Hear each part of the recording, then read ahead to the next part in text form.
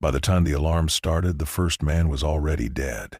I know that because I slipped in his blood.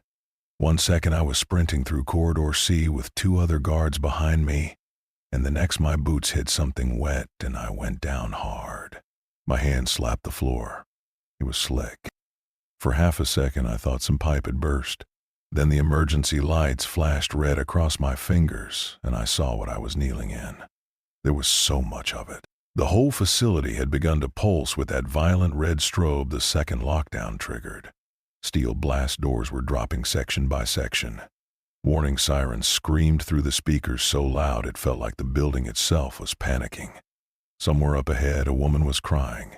Somewhere behind us, a man was yelling for a medic even though anyone with eyes could tell it was too late for that.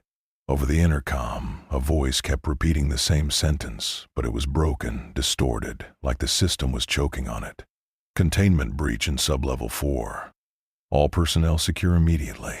Subject 7 is no longer contained. At first, those words did not mean anything to me. Not really. I had heard the designation before.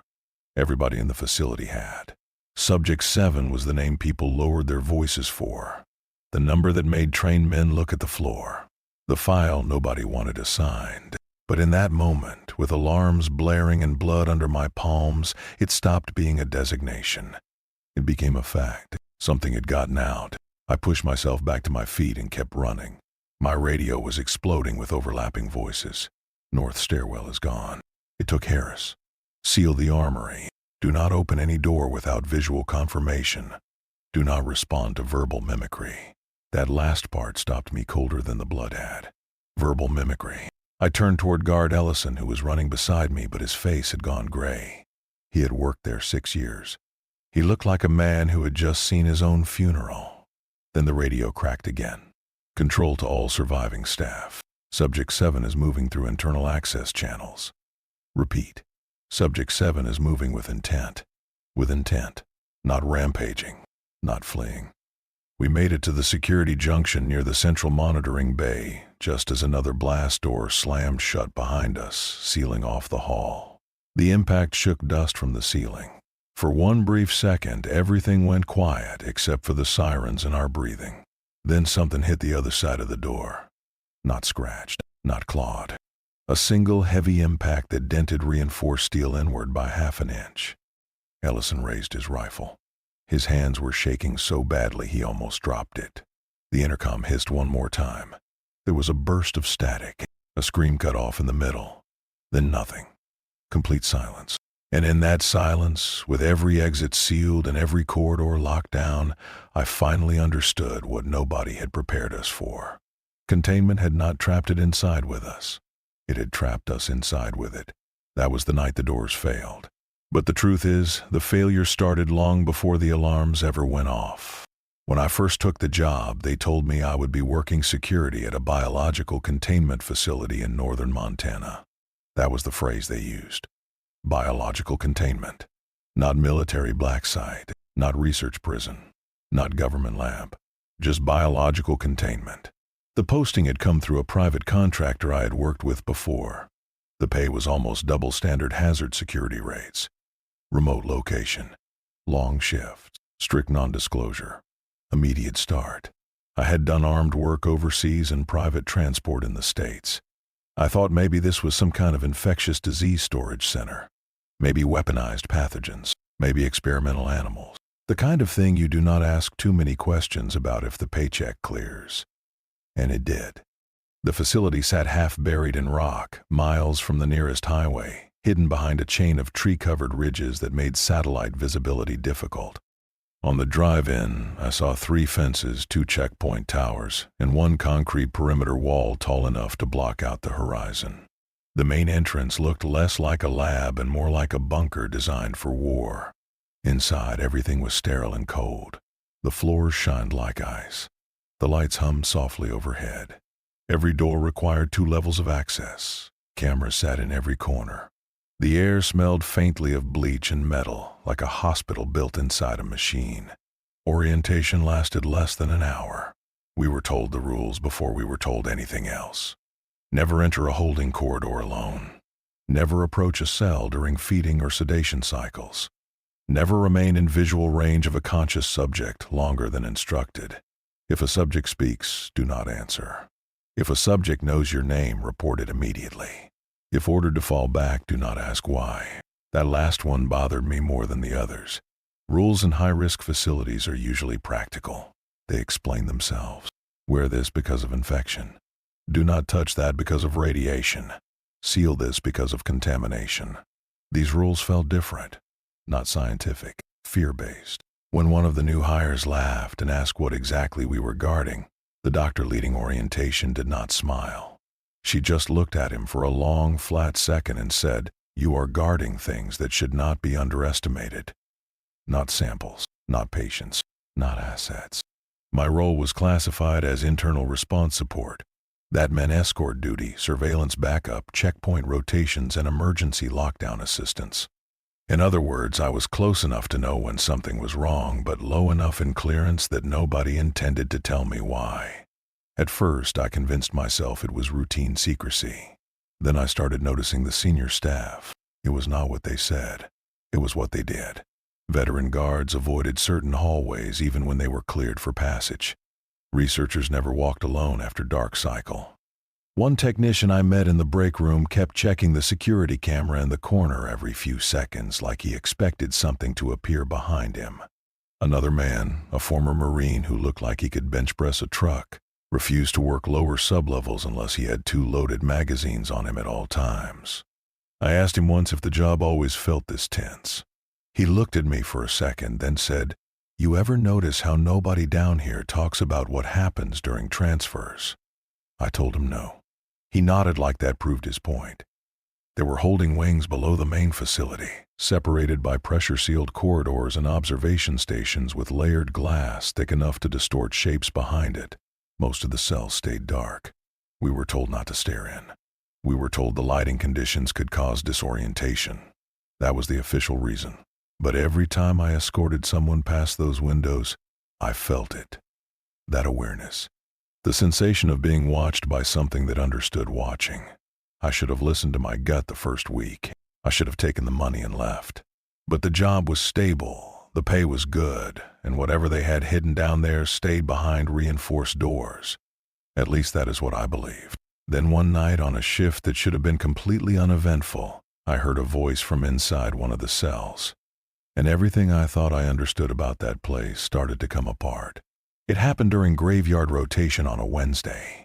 I remember because Wednesdays were usually the quietest nights in the facility.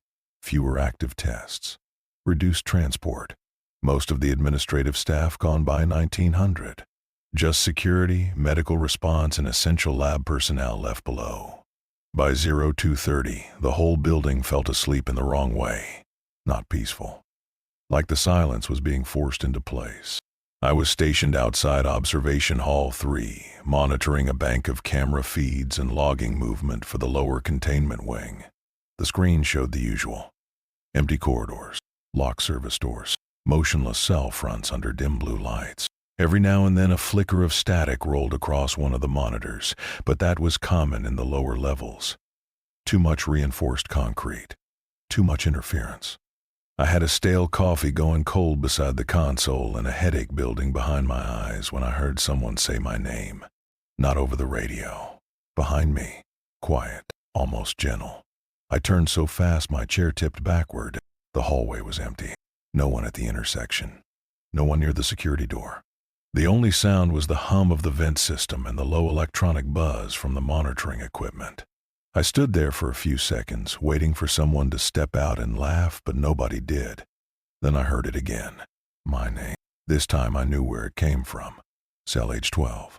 Every cell in that corridor was supposed to be in low sensory night mode. Minimal light, no direct interaction. Subjects sedated unless otherwise noted. I checked the monitor for H12. No movement. Biometric readout stable. Sedation status active. No audio event flagged. And still, from somewhere inside that darkened cell, something whispered my name like it had known me for years. I picked up my radio and called Central. "This is Ward at Observation Hall 3. I need verification on H12 status." Then Control answered H12 is inactive. No anomalies logged. I kept staring at the cell door. I just heard vocalization from inside. Another pause. Longer this time. Was it growling or impact noise? No, I said. It spoke. Finally, control came back with, remain at post. Supervisor inbound. That should have reassured me. It did not. I moved closer to the observation glass, telling myself I was being stupid. Maybe it was vent noise. Maybe one of the other guards had used the corridor speaker without warning me. Maybe I was half asleep and my brain had turned static into language. Then the voice came again. Not from the hallway, not from the speaker, from the other side of the glass. It was whispering now, too low to fully catch, and I leaned in before I could stop myself. I made out maybe 3 words. Cold. My throat tightened.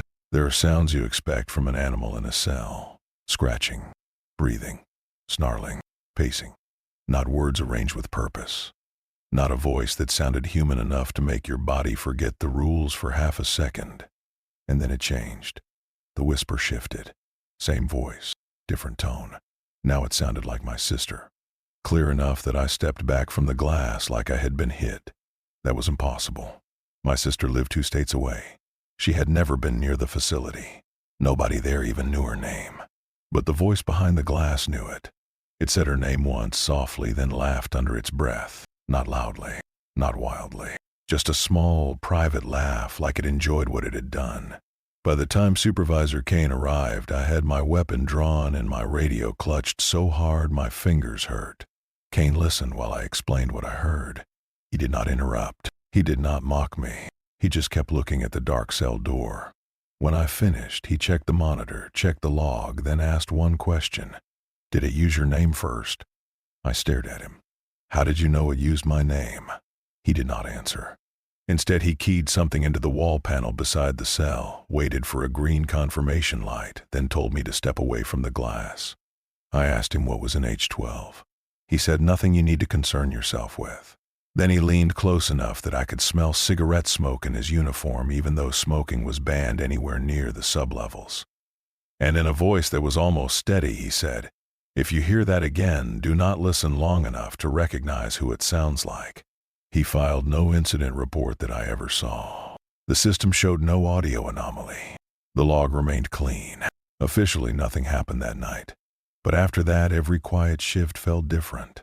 Because once you hear something speak from inside a place where speech should be impossible, the silence changes. And that was only the beginning. A few weeks later, they initiated something called Full Moon Protocol. That was when I learned the facility was not built to contain sickness. It was built to survive cycles.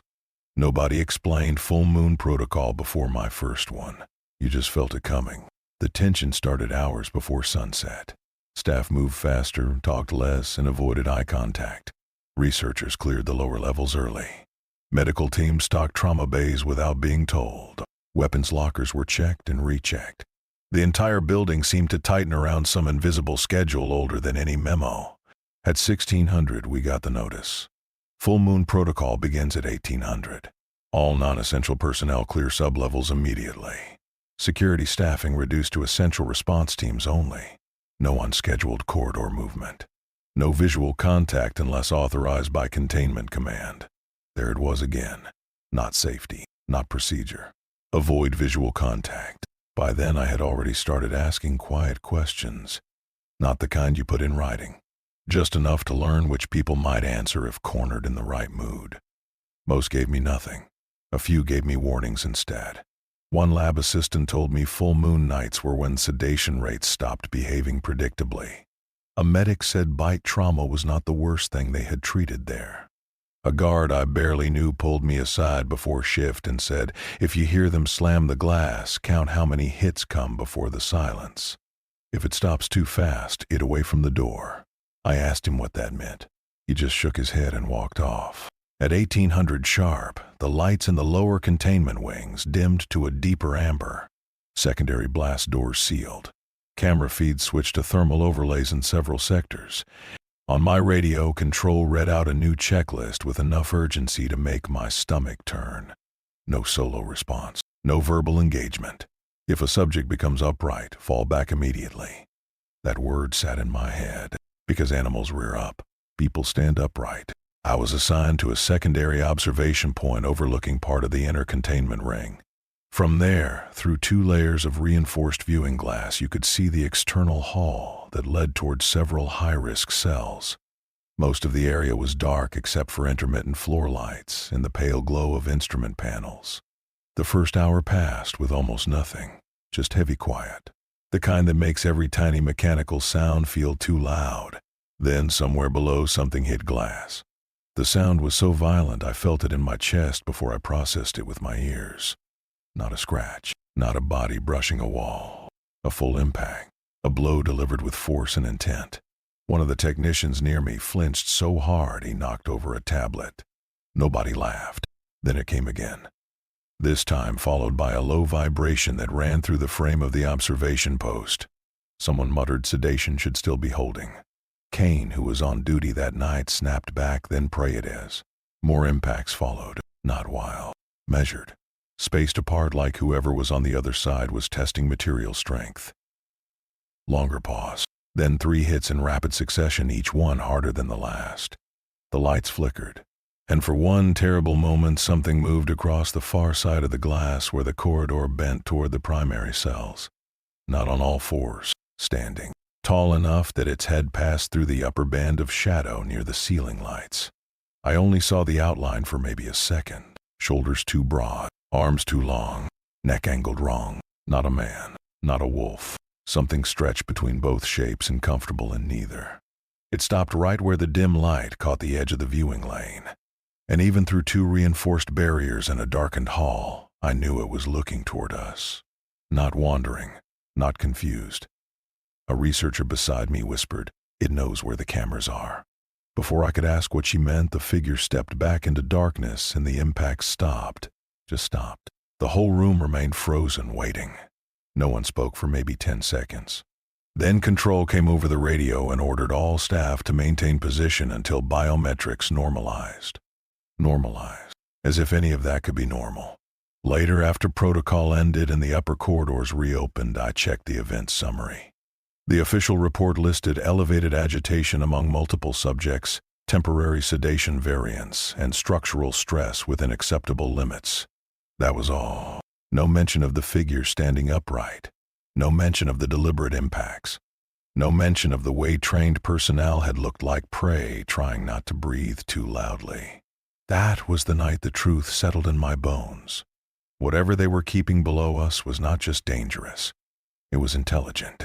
And once that realization takes hold, curiosity stops being harmless. It becomes a fuse. I should have stopped there. Instead, I went looking for records nobody wanted me to see. The facility had 2 kinds of secrets. The first kind were the obvious ones. Restricted doors, blacked out record, clearance levels designed to remind you that some people were allowed to know more than others. The second kind were the secrets hidden in plain sight. The ones everyone could feel but nobody acknowledged. Missing staff names from rosters. Broken cameras replaced overnight. Hallways scrubbed too clean after certain shifts. Medical carts disappearing into lower elevators and returning empty. After full moon protocol, I could not stop noticing both. For days, I told myself to let it go. I was security, not research. The smart move was to do the job, collect the pay, and keep breathing. But fear and curiosity feed each other. The more I tried not to think about what I had heard and seen, the more I needed an answer solid enough to hold. I wanted one clear fact, something that would either prove I was overreacting or confirm that the dread in my chest had a shape. I got that chance during a maintenance blackout. For 22 minutes one Friday night, part of the administrative network went into isolated backup while systems migrated through an internal patch. Most staff were diverted to manual logging.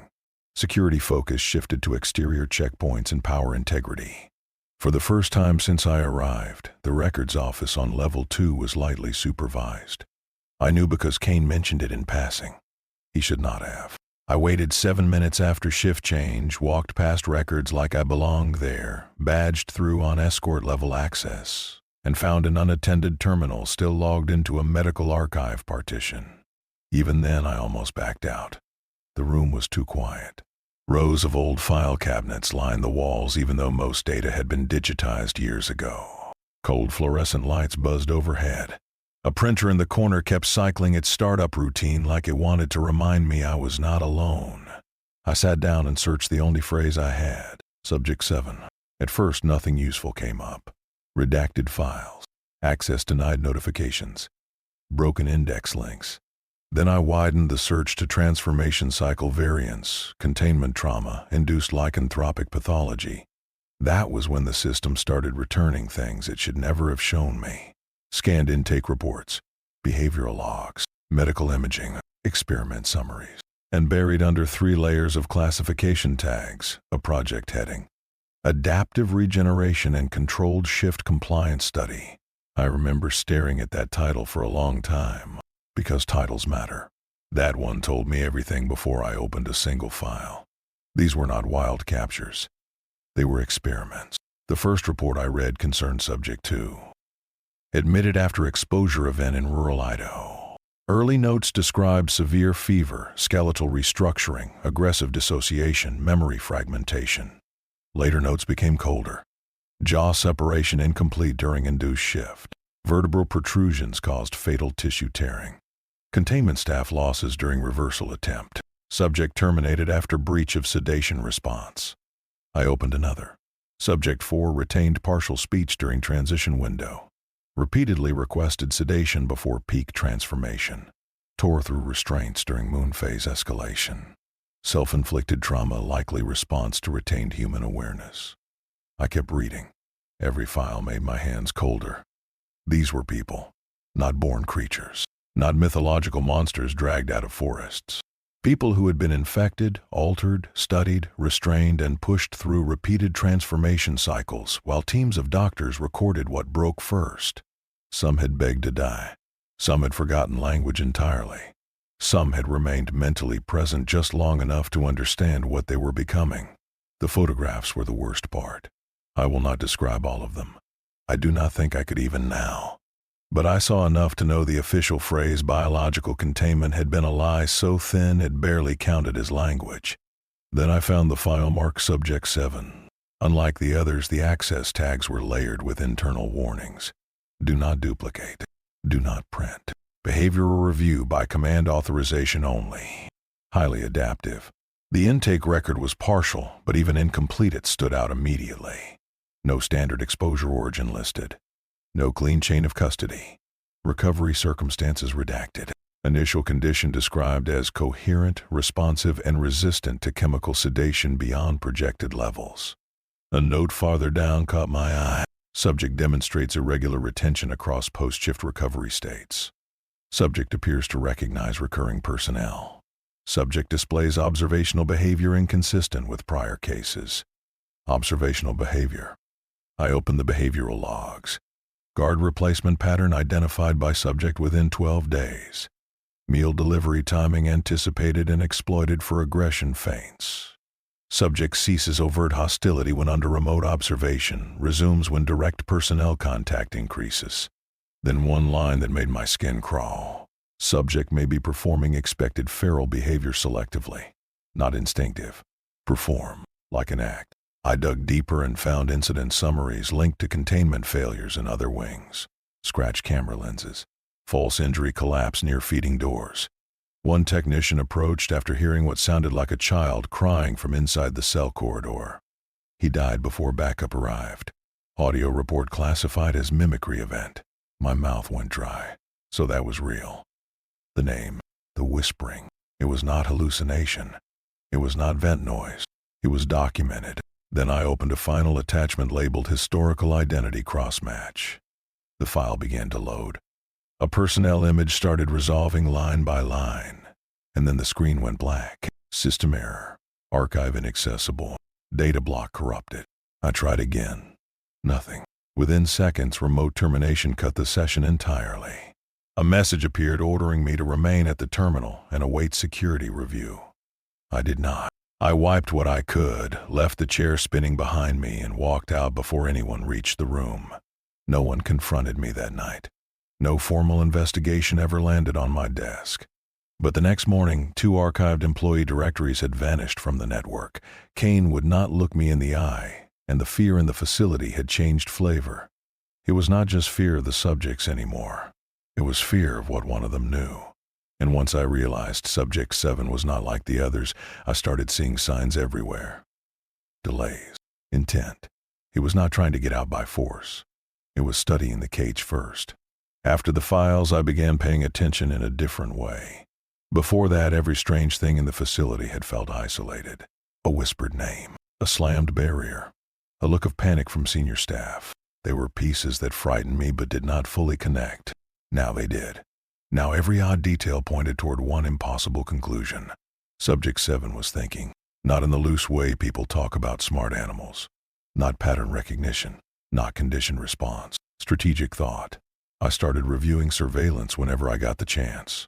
Nothing obvious enough to flag, just little things. Timing anomalies, position changes. The way other cells showed restless pacing or violent agitation during active periods, but Subject 7 often went still. Too still. On thermal imaging, it would sometimes remain near the back wall for long stretches, barely moving, as though conserving energy. Then a guard would enter the adjacent service corridor, and the heat signature would shift immediately toward the viewing slot. There was one clip I found on an old mirrored backup system that I still think about when I try to sleep. The footage showed a maintenance team working outside one of the inner corridor doors, not far from Subject 7's containment section. The cell itself was off-screen, but part of the observation window reflected a faint silhouette from inside. For almost 4 minutes, that silhouette did not move. Then one of the workers bent down to retrieve a dropped tool and exposed the keypad pattern on the service hatch through the reflection. The silhouette tilted its head. That was it. A tiny motion. But it was not random. It was attention.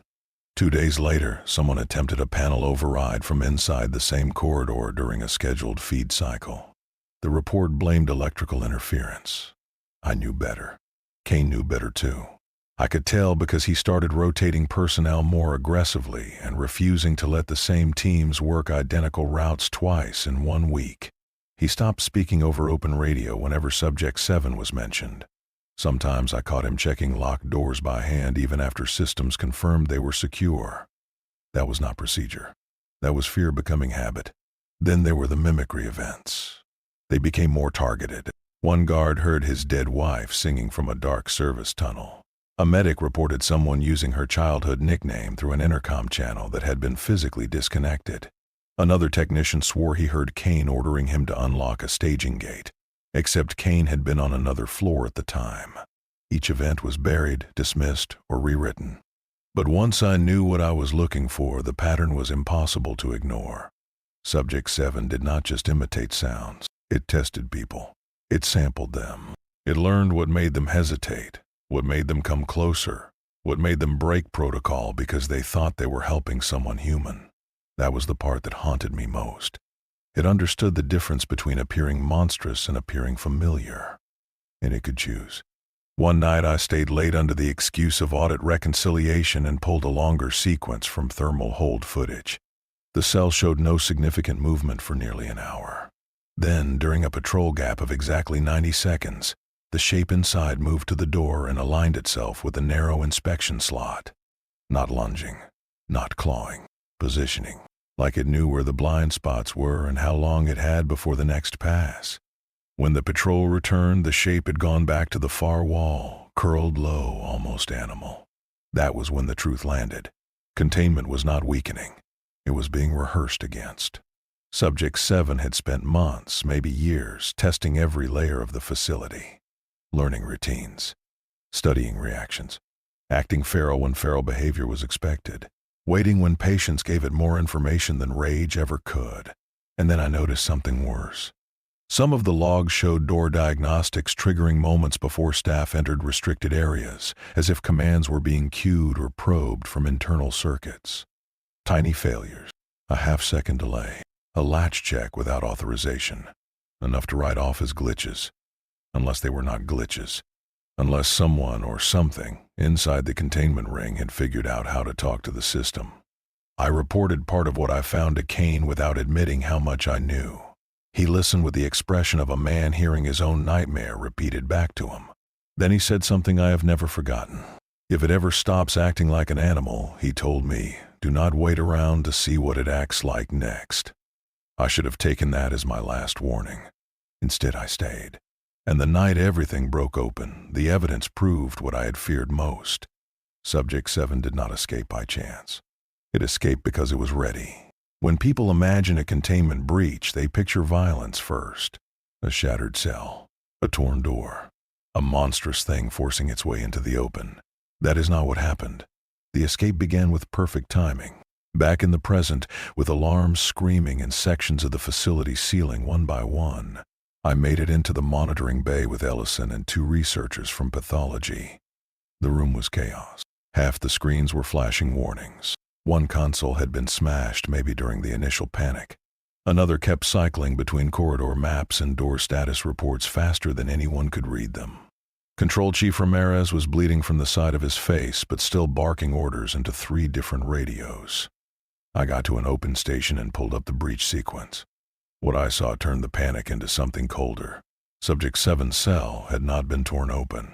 The inner lock disengaged first, then the outer corridor gate, then the service partition, then the secondary hatch 2 sectors over. Unlocked in sequence, cleanly. No brute force alarm, no structural breach warning, no emergency override code from command. It looked less like an escape and more like someone had walked it through the facility. I called Ramirez over. He leaned in, saw the log progression, and went dead silent. That cannot happen, he said. But it had. I scrubbed back through camera footage. The first feed showed the outer corridor near Subject 7's containment. Low light, empty hall. Then, for less than a second, static crawled over the image. When it cleared, the cell door was already open. The second camera caught movement. Not fast, not wild. A shape stepping into the hall with eerie control, shoulders hunched to fit the space, one clawed hand brushing the wall as it moved. It paused directly under the camera, looked up, and smiled. Maybe it was not a smile in the human sense. Maybe it was just teeth and tension and shadow playing tricks on me. But every person in that room reacted the same way when they saw it, because it knew the camera was there, and it wanted us to know it knew. The next feeds were worse. Instead of running for the outer perimeter, Subject 7 moved inward, toward personnel sectors, toward command routes, toward security nodes, toward people. It avoided armed checkpoints when it could and cut through maintenance channels only senior staff knew existed. Twice it paused near locked doors just long enough for adjacent systems to misfire. Once it vanished from one corridor and reappeared 3 cameras later through a service route that should have required dual-key access. It knew exactly where to go. Then the body count started climbing. A guard team on sublevel 3 responded to a false distress call and disappeared in a blind corner. A medical tech opened a storage annex because she heard someone pounding from inside. There was nothing left of the door frame when they found her. 2 researchers barricaded themselves in a specimen room. Cameras outside caught Subject 7 pacing past the entrance once, then doubling back in darkness after the feed cut. The facility went into hard lockdown after that. But the lockdown did not save us. It trapped everyone still alive into isolated pockets, door by door, hall by hall. Safe zones became cages. Corridors became funnels. Every rule the facility had ever been built on turned against the people inside it. We started hearing reports from across the network. Do not follow voices in maintenance shaft. It is moving through the vents. Negative. Too large for vents. Then how is it ahead of us? I do not know. I remember Ellison trying to reload with trembling hands while one of the researchers sat under a desk whispering that this was impossible. This was impossible, over and over until I wanted to shake him quiet. Then a new video feed came online from Junction Hall East. My blood went cold. The corridor was dark except for emergency strips along the floor. At the far end stood Subject 7, fully visible for the first time. Tall, lean in the wrong places and massive in others. Fur broken by scar tissue. Limbs too long for a man, but too deliberate for an animal. Its head was angled slightly, ears twitching at distant sounds, muzzle slake with fresh blood. And its eyes were fixed on the camera with awful patience. It was not searching. It was deciding. Then it turned and walked off-screen toward Residential Wing B. My stomach dropped. I pulled up the map overlay and traced the route. Residential Wing B connected to archived personnel storage, old medical files, and one forgotten access corridor leading toward records. That was when a worse thought hit me. It was not just hunting randomly. It was going somewhere specific. The next radio transmission confirmed it. Control, this is Kane. Subject 7 is bypassing active personnel clusters. Repeat, it is bypassing larger groups. Then a burst of static. Then Kane again, louder this time. It is heading for individual targets. A scream cut him off. After that, the network fractured into fragments. Broken calls, open mics, breathing, crying, more silence. By then, nowhere in the facility felt safe. Not the monitoring bay, not the armory, not behind sealed doors. Because if Subject 7 knew the systems, knew the routes, knew the people, then containment was never the thing protecting us. It was the thing keeping it close enough to learn. And then, in the middle of all that chaos, I heard something over my own radio that made the rest of the room disappear. My name, spoken clearly, not from memory, from somewhere very close. I left the monitoring bay alone. I know how stupid that sounds. Maybe it was stupidity, maybe shock, maybe some part of me had already accepted that whatever was happening had become personal long before the breach. All I know is when I heard my name through that radio, quiet and calm and unmistakably close, every survival instinct I had tangled with the need to understand why. I told nobody where I was going. I just took a sidearm, a flashlight, and moved through the maintenance passage behind the bay toward Residential Wing B. The corridor lights were failing in sections. Red emergency spill painted the concrete walls in long broken bands. Somewhere far off, something metallic clanged and then scraped. The air smelled like ozone, blood, and wet fur. I kept thinking I would turn a corner and find a body. Instead, I found absence. Dropped equipment. A hallway so empty it felt staged. Then my radio clicked once. Not a transmission, just the sound of an open channel.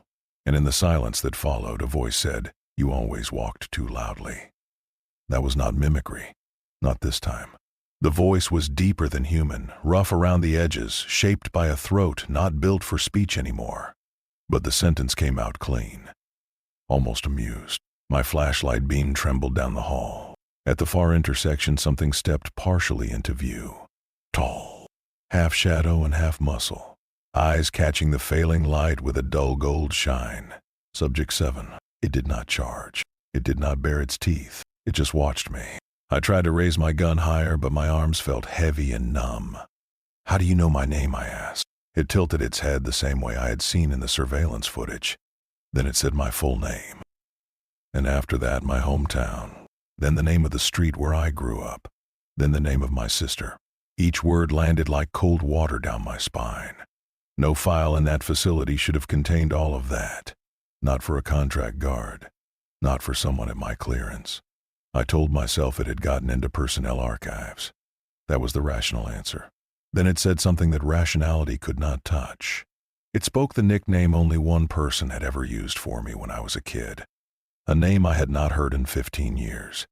The gun nearly slipped from my hand. "No," I said. The thing in the hallway took one slow step closer.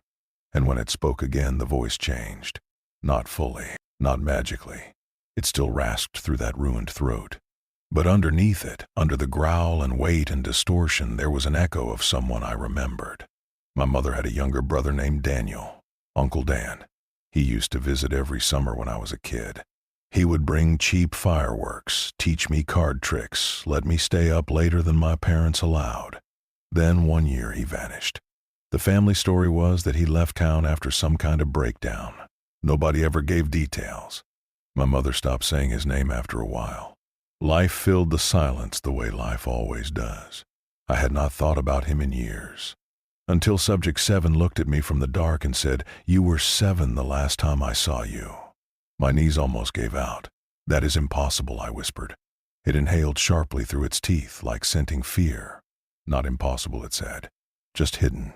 My mind started pulling at fragments. The half-loaded identity file and records. The cross-match that failed just as the image began to resolve. The missing personnel history. The designation treated with fear above all others.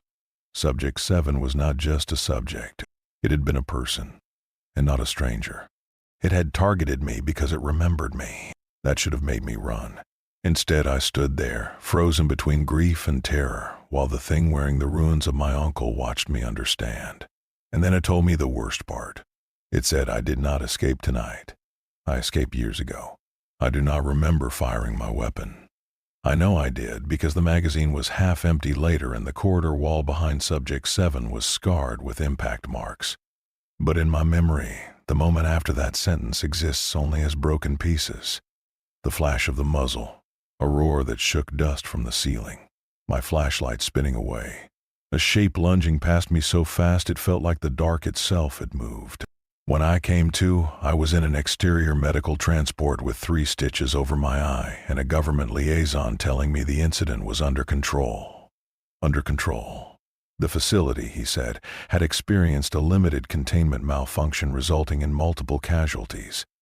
A small fire. A systems cascade. Nothing that posed any public risk.